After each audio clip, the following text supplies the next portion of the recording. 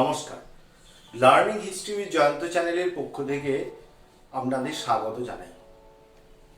আপনাদের একটা প্রসঙ্গত একটা কথা বলি যে এখন যে সময়ে আমি ভিডিওটা করছি, আমরা গোটা ভারতবর্ষ তথা বিশ্বে একটা কঠিন সময়ের মধ্য দিয়ে আমরা যাচ্ছি। কারণ আমরা জানি যে করোনা ভাইরাস একটা কঠিন সময়ের মধ্য দিয়ে আমাদেরকে ফেলে দিয়েছে। তো আমি আমার যারা ভিউয়ার্স আছো বা আছেন তাদেরকে আমি বলবো যে তারা বাড়িতে থাকার চেষ্টা করুন এবং প্রশাসনকে তারা সহযোগিতা করুন। তারা যখন বাইরে বেরোবেন, যদি কোনো কাজে বেরোতে হয়, অবশ্যই তারা ডিস্টেন্স মেনে তারা বেরোবেন এবং অবশ্যই মাস্ক ব্যবহার করার চেষ্টা করবেন। আর একটা কথা বলি, প্রশাসনকে যেমন সহায়তা করবেন, সে নিজের পরিবারকেও জানবেন যে আপনারা সহায়তা করছেন। কারণ এটা হচ্ছে শুধুমাত্র আমাদের পরিবারকে বাঁচানো নয়, এটা হচ্ছে গোটা সমাজকে আমাদের বাঁচানোর লড়াই। এই লড়াইয়ে যাতে আমরা জিততে পারি, তো আমাদের প্রত্যেককে একত্রিতভাবে আমাদের লড়াইটাকে বাঁচতে হবে। এর মধ্যে দিয়েই আমাদের পড়াশোনাও কিছু করে যেতে হবে। যারা আমার স্টুডেন্ট আছো, যে আমাদের আতঙ্কিত হওয়ার কোনো কিছু ব্যাপার নয়, যে ঘরে বসে থাকবো আতঙ্কর মধ্যে থাকবো, সেটা কোনো কিছু ব্যাপার নেই। আমাদের লড়াই করতে হবে, লড়াই এবং আমাদেরকে বাঁচতে হবে। তো তার মধ্যে দিয়ে আমরা এই দুঃখের সময়ের মধ্য দিয়ে আমরা কিন্তু এই ভিডিওটা আমি তোমাদের জন্য করেছি। এবং এই আজকে যে ভিডিওটা আমি করব, আলোচনা করব, সেই ভিডিওটা খুব ইম্পর্টেন্ট হতে যাচ্ছে। তো বেশি কথা না বলে আমি বলবো, সবাই ভালো থাকুন, নিজেকে এবং পরিবারকে এবং সমাজকে ভালো রাখার চেষ্টা করুন। তো এবার নেক্সট আমি ভিডিওর দিকে যাব। আজকে যেটা আমি আলোচনা করব সেটা হচ্ছে চালুক্য বংশ। দেখো, এই প্রেক্ষাপটটা একটু বলি, যে প্রেক্ষাপটটা হচ্ছে এটাই যে মৌর্য সাম্রাজ্যের পতনের পর ভারতবর্ষে কিছু কিছু ক্ষুদ্র রাজ্যের উত্থান ঘটেছিল। বিশেষ করে দক্ষিণ ভারতে, যেমন সাতবাহন বংশের উত্থান ঘটছে। আবার গুপ্ত সাম্রাজ্যের পতনের পর দক্ষিণ ভারতে কিছু কিছু রাজবংশের উত্থান ঘটছে, যেমন চালুক্য রাজবংশ। আজকে যেটা বিষয়, চালুক্য রাজবংশ, রাষ্ট্রকূট বংশ, পল্লব বংশ, এই সমস্ত বংশের উত্থান ঘটছে গুপ্ত সাম্রাজ্যের পতনের পর। আমি বলে রাখি তোমাদের যে এই চালুক্য রাজবংশ আমি দুটো পার্টে ভিডিওটা করব। কেন করব? তার কারণ হচ্ছে চালুক্য রাজবংশকে আমরা তিনটে শাখাতে বিভক্ত করি। চালুক্যগণ তিনটে শাখায় বিভক্ত ছিলেন। একটা বাতাপির চালুক্যগণ, কাঞ্চির চালুক্যগণ, এই বেঞ্জির চালুক্যগণ এবং গুজরাটের চালুক্যগণ। এই চালুক্যগণের মধ্যে আজকে যেটা আলোচনা করব সেটা হচ্ছে বাতাপির চালুক্যগণ। আর বেঞ্জির চালুক্যদের সম্পর্কে আলোচনা কিন্তু পরের ভিডিওতে করব এবং চালুক্যদের অবদান নিয়ে আলোচনা আমরা করব। এবারে যেটা হচ্ছে বেঞ্জি এবং কল্যাণী চালুক্য আমরা আলোচনা নেক্সট ভিডিওতে করব। বাতাপি চালুক্যগণ যেটা হচ্ছে সম্পর্কে মেন যে ফিগারটা আমাদের আলোচনা হবে, কন্টেন্টটা হচ্ছে যে এই কটা আমাদের কন্টেন্ট, যে প্রথম পুলকেশী থেকে শুরু হবে। তার আগে আমি বলি যে বাতাপি চালুক্যগণের যিনি প্রথম রাজা ছিলেন তিনি হচ্ছেন জয় সিং। এই জয় সিং সম্পর্কে তেমন কিছু জানা যায় না। বিভিন্ন শিলালিপি ঘেটে জানা যায় যে তিনি স্বাধীন চালুক্য রাজ্য প্রতিষ্ঠা করেছিলেন। আর তার পরবর্তীকালে, জয় সিংহের পরবর্তীকালে রণরাজ সিংহাসনে বসেছিলেন। এই রণরাজের পর যিনি সিংহাসনে বসেছেন তিনি হলেন প্রথম পুলকেশী। এই প্রথম পুলকেশীর সময়কাল 535 থেকে 566 খ্রিস্টাব্দ পর্যন্ত তার সময়কাল। এই প্রথম পুলকেশী 535 খ্রিস্টাব্দে বাতাপিটা বিজাপুর জেলার বাদামি নগরে অবস্থিত, মনে রাখতে হবে। এই বাতাপি চালুক্য বংশের প্রতিষ্ঠা করেন। ইনার সম্পর্কে যেটুকু আমরা তথ্য পাই, যে ইনি কি করেছিলেন না, ইনি অশ্বমেধ যজ্ঞ করেছিলেন। ইনি অশ্বমেধ যজ্ঞ সম্পাদন করেছিলেন, আর বাদামি ছিল তার রাজধানী। তিনি 566 খ্রিস্টাব্দ পর্যন্ত রাজত্ব করেছিলেন। এটুকু মনে রাখবে যথেষ্ট।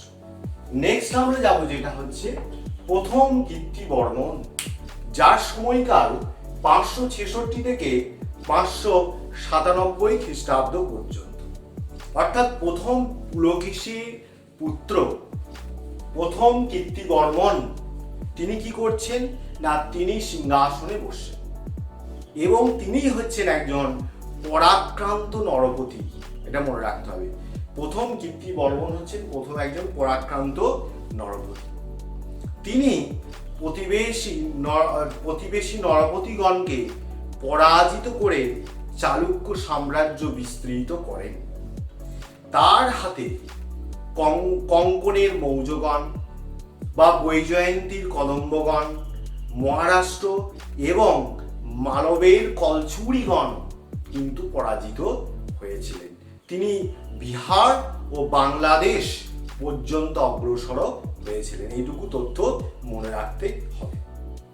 নেক্সট আমরা যেটা বলবো সেটা হচ্ছে মঙ্গলেশ, যার সময়কাল 547 থেকে 610 খ্রিস্টাব্দ পর্যন্ত। মঙ্গলেশ সম্পর্কে বলি যে প্রথম কীর্তিবর্মনের পর তার ভ্রাতা মঙ্গলেশ সিংহাসনে আরোহণ করেন। তিনি একজন পরাক্রান্ত নরপতি ছিলেন, এটা মনে রাখতে হবে। তার সময়ে উল্লেখযোগ্য একটা বিষয় হচ্ছে যে তিনি মালবের কলচুরিগণকে পরাজিত করেছিলেন। তিনি এখানে একটা বিষয় যে তিনি নিজ পুত্রকে সিংহাসনে বসাবার চেষ্টা করেছিলেন। কে করেছিলেন? মঙ্গলেশ। তিনি নিজ পুত্রকে কোথায় সিংহাসনে বসাবার চেষ্টা করেছিলেন। যখন তিনি চেষ্টা করলে কীর্তিবর্মনের যে পুত্র দ্বিতীয় পুলকেশীর হাতে তিনি নিহত হন। এই দ্বিতীয় পুলকেশীর হাতে নিহত হলেন। নেক্সট হচ্ছে আমি যেটা আলোচনা করব দ্বিতীয় পুলকেশী, যার সময়কাল 660 থেকে 642। জাস্ট খুব ছোট মানে সংক্ষেপে আমি আলোচনা করব, কারণ হচ্ছে এই বিষয়গুলো খুব সংক্ষেপে বিষয়, মেইন বিষয়টা জাস্ট আমি বলবো। দ্বিতীয় পুলকেশী এটা খুব ইম্পর্টেন্ট বিষয় এবং অনার্স বা পাশের ক্ষেত্রে এই টপিকটা ইম্পর্টেন্ট, ওই জন্য এটা কিন্তু খুব মনোযোগ দিয়ে একটু শুনতে হবে। দ্বিতীয় পুলকেশীর সময়কাল 610 থেকে 642, অর্থাৎ 610 খ্রিস্টাব্দে তিনি চালুক্যদের সিংহাসনে বসেছিলেন। দ্বিতীয় পুলকেশী সাম্রাজ্য কোথা থেকে কোথা পর্যন্ত বিস্তৃত ছিল না, উত্তর পশ্চিমে মহারাষ্ট্র এবং দক্ষিণ নর্মদা নদীর তীর থেকে আরম্ভ করে কাবেরী নদী অপর তীর পর্যন্ত বিস্তৃত ছিল। এটা হচ্ছে তার পুরো সাম্রাজ্য। তিনি 610 খ্রিস্টাব্দে সিংহাসনে বসার পর তিনি রাজ্য বিস্তারে মনোনিবেশ হলেন। যখন তিনি সিংহাসনে বসলেন, তিনি কি ভাবলেন যে তার সাম্রাজ্য বিস্তারের জন্য তিনি কি করলেন, বিভিন্ন রাজ্য জয়ের চেষ্টা করলেন এবং তিনি কি করলেন না, কঙ্কনের যারা মৌর্যগণ তার নিকট পরাস্ত হয়েছিলেন এবং যেটা হচ্ছে গুজ্জর বলতে উত্তর গুজরাট এবং রাজপুতানার যারা বাস করত, মালব, এদেরকে তিনি পরাজিত করেছিলেন। নেক্সট হচ্ছে যে দক্ষিণে চোল, পাণ্ডু, কেরল রাজ্য তার বর্ষতা স্বীকার করেছিল। এটা কিন্তু মনে রাখতে হবে। আর সবচেয়ে ইম্পর্টেন্ট বিষয় যেটা হচ্ছে দ্বিতীয় পুলকেশীর আমলে সবচেয়ে ইম্পর্টেন্ট বিষয় যে উত্তর ভারতে পরাক্রান্ত নরপতি হর্ষবর্ধনকে তিনি পরাজিত করেছিলেন। কেন ইম্পর্টেন্ট বিষয়? কারণ সেই সময়কালে উত্তর ভারতে আমি পড়িয়েছি যে হর্ষবর্ধন সবচেয়ে শক্তিশালী রাজা ছিলেন। তো সেই সময়কালেই হর্ষবর্ধনকে দ্বিতীয় পুলকেশী পরাজিত করেছিলেন। এই হর্ষবর্ধন দক্ষিণ ভারতে রাজ্য বিস্তারের মনোনিবেশ করেছিলেন এবং দক্ষিণ ভারতে যখন তিনি রওনা হচ্ছেন, প্রায় নর্মদা নদী তীর পর্যন্ত তিনি বিস্তৃত হয়েছেন, তখন এই দ্বিতীয় পুলকেশী নর্মদা তীরে তার গতিরোধ করেছিলেন এবং এর স্বাভাবিকভাবেই দ্বিতীয় পুলকেশীর সঙ্গে হর্ষবর্ধনের মধ্যে যুদ্ধ হয়েছিল। দ্বিতীয় পুলকেশী এই যুদ্ধে জয়লাভ করেছিলেন, হর্ষবর্ধন পরাজিত হয়েছিলেন এবং এর ফলে হর্ষবর্ধন কিন্তু আর দক্ষিণ ভারত অভিযান করেননি। দক্ষিণ ভারত থেকে পরাজিত হওয়ার পর তিনি উত্তর ভারতে পালিয়ে গিয়েছিলেন। অর্থাৎ এ থেকে বোঝা যাচ্ছে যে দ্বিতীয় পুলকেশী কিন্তু একটা পরাক্রম শক্তি কিন্তু ছিল এবং তার যোগ্যতা ছিল। এর আর একটা বিষয় যে এই যে যুদ্ধর কথাটা বললাম দ্বিতীয় পুলকেশী ভার্সেস হর্ষবর্ধনের মধ্যে, এই যুদ্ধটা কবে হয়েছিল এ সম্পর্কে কিন্তু ঐতিহাসিকদের মধ্যে বিতর্ক আছে। কোনো পণ্ডিত বলছেন 612 খ্রিস্টাব্দে যুদ্ধ হয়েছিল, কেউ বলছেন 613 খ্রিস্টাব্দে যুদ্ধ হয়েছিল। আবার ডক্টর মজুমদার মানে নবেশচন্দ্র মজুমদার উনি বলছেন, উনি সালটাকে বলছেন 630 অথবা 630 এবং 634-এর মাঝামাঝি সময়ে নাকি তিনি তার সঙ্গে যুদ্ধটা হয়েছিল। যদি অর্থাৎ এই যুদ্ধ সময়কাল নিয়ে বিতর্ক আছে, কিন্তু যুদ্ধটা যে হয়েছিল এটা প্রমাণিত।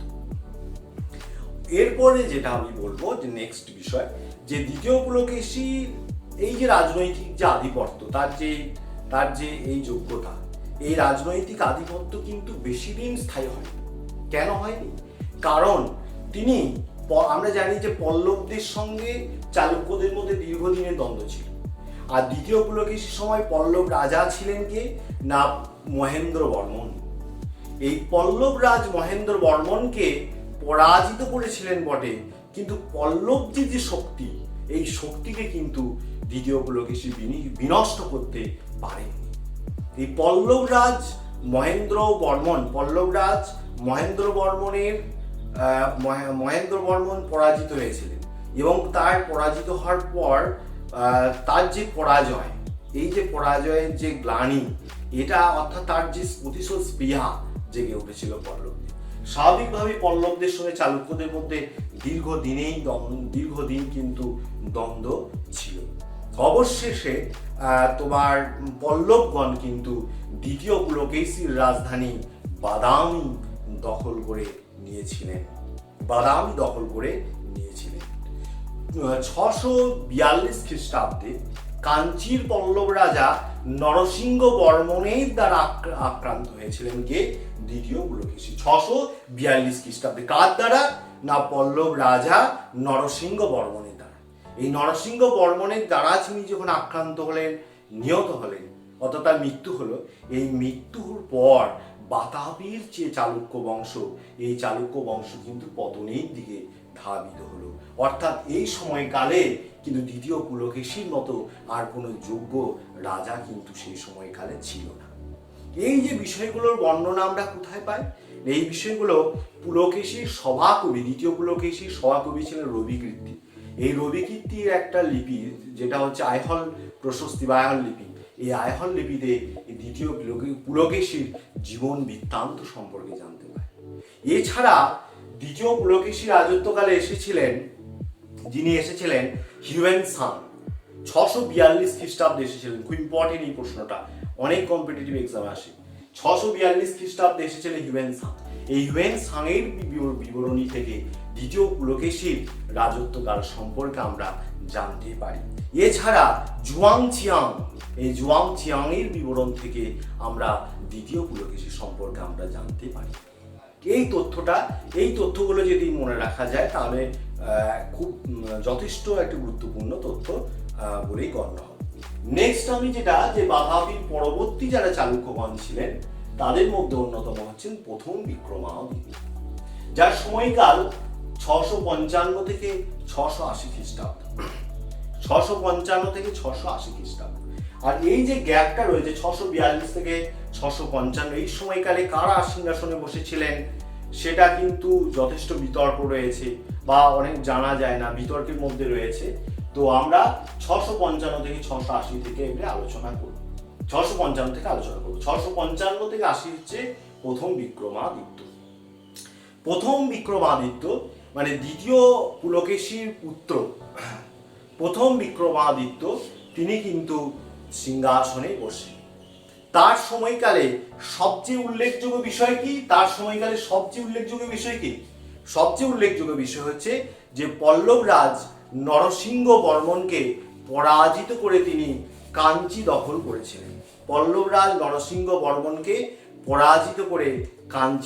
করেছিলেন।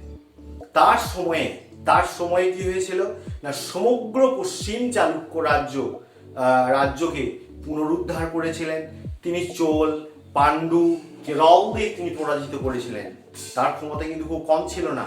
তিনি সেই সময়কালে চোল, পাণ্ডু ও কেরলদের সঙ্গে যুদ্ধ করেছিলেন এবং গুজরাটের ওপর তার আধিপত্য প্রতিষ্ঠিত হয়েছিল। নেক্সট যেটা হচ্ছে বিনয়াদিত্যের সময়কাল 680 থেকে 696 খ্রিস্টাব্দ পর্যন্ত। বিক্রমাদিত্যের পর তার পুত্র বিনয়াদিত্য ইনি সিংহাসনে বসেন। তিনিও পল্লবদের সঙ্গে যুদ্ধ করেন এবং কেরল, মালব, চোল, পাণ্ডু, চের রাজ্য গঙ্গকে তিনি পরাজিত করেছিলেন। তিনি অশ্বমেধ যজ্ঞ করেছিলেন, এটা মনে রাখতে হবে, তিনি অশ্বমেধ যজ্ঞ করেছিলেন। নেক্সট হচ্ছে বিজয়াদিত্যের সময়কাল 696 থেকে 733 খ্রিস্টাব্দ পর্যন্ত। এই বিজয়াদিত্য হচ্ছেন যে বিনয়াদিত্যের পুত্র ছিলেন বিজয়াদিত্য। তার শাসনকালে দক্ষিণের সঙ্গে চালুক্য বংশের যথারীতি কিন্তু যুদ্ধবিগ্রহ চলেনি। এই সময়কালে ইনি বাদামি নগরে ব্রহ্মা, বিষ্ণু, মহেশ্বরের একটা মন্দির নির্মাণ করেছিলেন। ইনি সম্পূর্ণভাবে জৈন ধর্মের পৃষ্ঠপোষক ছিলেন। আর বিজয়াদিত্যের সময়কাল আর একটা ইম্পর্টেন্ট বিষয় হচ্ছে তিনি পল্লবরাজ পরমেশ্বর বর্মনকে পরাজিত করে, কারণ তার সময়কালে পল্লব রাজা ছিলেন পরমেশ্বর বর্মন। এই পরমেশ্বর বর্মনকে পরাজিত করে তিনি কাঞ্চি দখল করেছিলেন। নেক্সট হচ্ছে দ্বিতীয় বিক্রমাদিত্য, যার সময়কাল হচ্ছে 733 থেকে 746 খ্রিস্টাব্দ পর্যন্ত। অর্থাৎ চালুক্য বংশের শেষ উল্লেখযোগ্য নরপতি ছিলেন দ্বিতীয় বিক্রমাদিত্য। ইনি শাসক হিসেবে দ্বিতীয় পুলকেশী অপেক্ষা কম ছিলেন না। কেন? তার কারণ হচ্ছে তার সময়কালে পল্লবদের সঙ্গে চালুক্যদের মধ্যে, এই ব্যাপারটা কিন্তু বুঝতে হবে যে পল্লবদের সঙ্গে চালুক্যদের মধ্যে তার সময়কালে দ্বন্দ্ব কিন্তু প্রখর হয়েছিল। তিনি পল্লবরাজ নন্দী বর্মনকে পরাজিত করে কাঞ্চি দখল করেছিলেন। আর একটা বিষয় মনে রাখবে যে বিক্রমাদিত্য কি ছিলেন না, শৈব ছিলেন। তা বহু শৈব মন্দির অধ্যুষিত কাঞ্চীনগর ধ্বংসের হাত থেকে রক্ষা পায়। আর একটা কি সবচেয়ে ইম্পর্টেন্ট তথ্য একটা দিয়ে এখানে, যে কাঞ্চীর কৈলাসনাথ মন্দিরের আদর্শে প্রসিদ্ধ একটা মন্দির বিরূপাক্ষের মন্দির। এই বিরূপাক্ষের মন্দির দ্বিতীয় বিক্রমাদিত্য নির্মাণ করেছিলেন। তার সময়কালে একটা উল্লেখযোগ্য ঘটনা। আরেকটা মনে রাখবে যে তার সময়কালে আরবদের সঙ্গে তার সুসম্পর্ক ছিল। তিনি সাহিত্য শিল্পের পৃষ্ঠপোষক ছিলেন। নেক্সট হচ্ছে লাস্ট যেটা আলোচনা করব, প্রথম কীর্তিবর্মন 747 থেকে 757 খ্রিস্টাব্দ পর্যন্ত। 747 থেকে 757 খ্রিস্টাব্দ পর্যন্ত। এই দ্বিতীয় কীর্তিবর্মন, যার সময়কালটা হচ্ছে 747 থেকে 757 খ্রিস্টাব্দ, তার সময়কালের সবচেয়ে উল্লেখযোগ্য বিষয় হচ্ছে কি, তিনি হচ্ছেন চালুক্য বংশের শেষ নরপতি, এটা মনে রাখতে হবে। আর তার সময়কালে একটা বিষয় হচ্ছে তিনি সম্পূর্ণ অযোগ্য ছিলেন, তাই তার খুব ভালো কাজ আমি আর এখানে বলতে পারছি না। তো এতগুলো যে আমি আলোচনা করলাম চালুক্যগণ, প্রত্যেকটা রাজার সম্পর্কে কিন্তু কিছু না কিছু আমি আলোচনা করেছি। ইনি করেছিলেন, পল্লবদের পরাজিত করেছেন, যা একটা ইম্পর্টেন্ট। তো ইনার সম্পর্কে গৌরবজনক কাজ কিছু আলোচনা হয়নি, তো সেটা বলতে পারছি না। তবে দ্বিতীয় পুলকেশীর সময় একটা কাজ হয়েছিল যেটা খুব দুঃখজনক কাজ, যে দ্বিতীয় কীর্তিবর্মনের সময় যেটা হচ্ছে দুঃখজনক কাজটা হচ্ছে যে দ্বিতীয় কীর্তিবর্মনের শাসনকালে রাষ্ট্রকূট রাজা দন্তি দুর্গ, এই দন্তি দুর্গ কি করেছিলেন না চালুক্যদের আক্রমণ করেছিলেন। আর দ্বিতীয় কীর্তিবর্মন তো একদম উনি তো একদম যখনই শুনেছেন রাষ্ট্রকূটরা আক্রমণ করতে আসেন উনি আপনার ফিট হয়ে বসে আছেন একদিন। অর্থাৎ বোঝাই যাচ্ছে যে চালুক্য বংশ ধ্বংস হচ্ছে কার সময়কালে দ্বিতীয় কীর্তিবর্মনের সময় থেকে। রাষ্ট্রকূট রাজ যিনি হচ্ছেন দন্তি দুর্গ তিনি সম্পূর্ণভাবে চালুক্য রাজ্যটাকে দখল করে নিচ্ছেন। এছাড়া ওনারা ভালো কাজ আমি কিছু বলতে পারছি না। তো স্বাভাবিকভাবেই বাতাবি চালুক্য বংশ ধ্বংস হচ্ছে এবং রাষ্ট্রকূট বংশের সূচনা হচ্ছে। আমি নেক্সট একটা ভিডিওর পরে আরেকটা পার্টে আলোচনা করব, চালুক্য বলেছি আমি, তো সেটার পরে আমি রাষ্ট্রকূট নিয়ে আমি ভিডিও আনার চেষ্টা করব, রাষ্ট্রকূট বংশ আলোচনা করব, তখন এই কথাটা আবার মনে পড়াবো। তো এটাই হচ্ছে দ্বিতীয় কীর্তিবর্মনের কৃতিত্ব। তো এইভাবে আমি এই ভিডিওটা চেষ্টা করলাম আলোচনা করার এবং একটু দ্রুত বলার চেষ্টা করেছি, কারণ টাইমটা একটা বিষয় থাকে। তো যদি কোনো বিষয়ে সম্পর্কিত যে প্রশ্ন যে বাতাবি চালুক্যগণ সম্পর্কে এই জায়গাটা কি বা এই জায়গাটা সম্পর্কে যদি কোনো প্রশ্ন থাকে তাহলে কমেন্ট বক্সে কমেন্ট করবে। এবং আমার যদি এই প্রয়াসটা ভালো লাগে অবশ্যই লাইক, সাবস্ক্রাইব এবং শেয়ার করতে ভুলবে না। আর তোমরা ভালো থাকবে, কোনো প্যানিক সৃষ্টি করার কোনো জায়গা নেই। তো আমাদের সচেতনভাবে যদি আমরা থাকি এই পরিস্থিতি অবশ্যই আমরা মোকাবেলা করতে পারবো এবং আমরা পড়াশোনার মধ্য দিয়ে প্রবেশ করব। নমস্কার, থ্যাংক ইউ ফর ওয়াচিং। নম্বর প্রশ্ন, বাতাপির চালুক্য শক্তির প্রকৃত প্রতিষ্ঠাতা কে? উত্তর প্রথম পুলকেশী। 2 নম্বর প্রশ্ন, বাতাপির চালুক্য বংশের শ্রেষ্ঠ নৃপতি কে? উত্তর দ্বিতীয় পুলকেশী। 3 নম্বর প্রশ্ন, দ্বিতীয় পুলকেশী কত খ্রিস্টাব্দে সিংহাসনে বসেন? উত্তর আনুমানিক 610 খ্রিস্টাব্দ। 4 নম্বর প্রশ্ন, কোন চীনা পর্যটক দ্বিতীয় পুলকেশীর আমলে আসেন? উত্তর হিউয়েন সাং। 5 নম্বর প্রশ্ন, সঙ্গমেশ্বর মন্দির কে নির্মাণ করেন? উত্তর চালুক্যরাজ বিজয়াদিত্য। 6 নম্বর প্রশ্ন, চালুক্যরাজ জয়সিংহ কোন রাষ্ট্রকূট রাজাকে পরাজিত করেন? উত্তর রাষ্ট্রকূট রাজ ইন্দ্র। 7 নম্বর প্রশ্ন, কোন পল্লবরাজ চালুক্য রাজা দ্বিতীয় পুলকেশীকে পরাজিত করেন? উত্তর পল্লবরাজ প্রথম নরসিংহ বর্মন। 8 নম্বর প্রশ্ন, দ্বিতীয় পুলকেশীর রাজধানী কোথায় ছিল? উত্তর বাদামী নগরে।